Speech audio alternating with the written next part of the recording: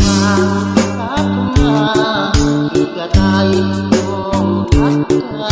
ชายคนหักผ่านจากใจที่สาวพบมาโน่นนี่แต่วันที่อันเขา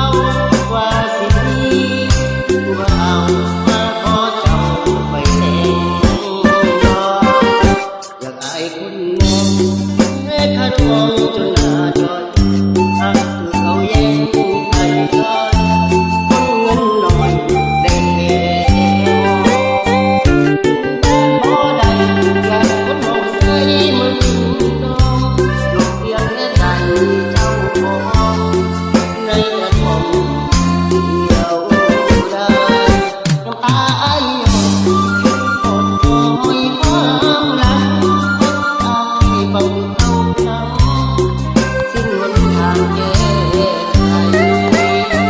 เอาไม้เลื่อนที่เขียนด้วยกรที่หายไปว่ากระทำทั้งใจเป็นฝ่ายให้คนงาน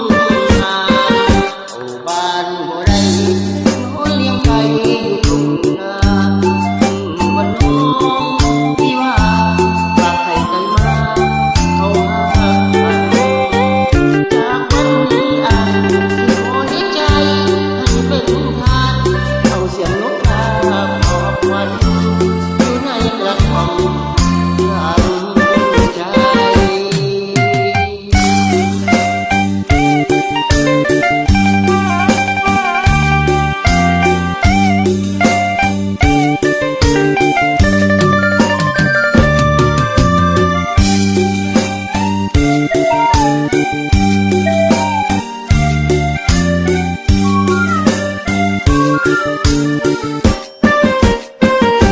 น้ำตาอ้ายยอม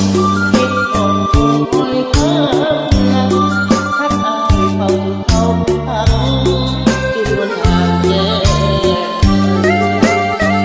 เอาไม้เล่นเขียนด้วยกรที่ผ่านไปว่ากระทำทั้งใจคิดเป็นฝ่ายที่คู่มาเข้าบ้านบ่ได้นอนเลี้ยงไก่อยู่นา เมื่อวันน้องที่ว่าขาดใจมาเขาฆ่าจากวันนี้อาจสิขอให้ใจให้เป็นทาน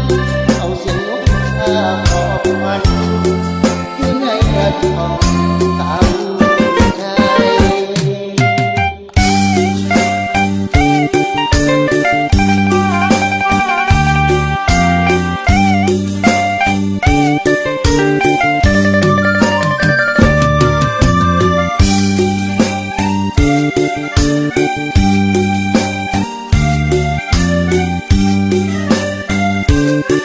Thank you.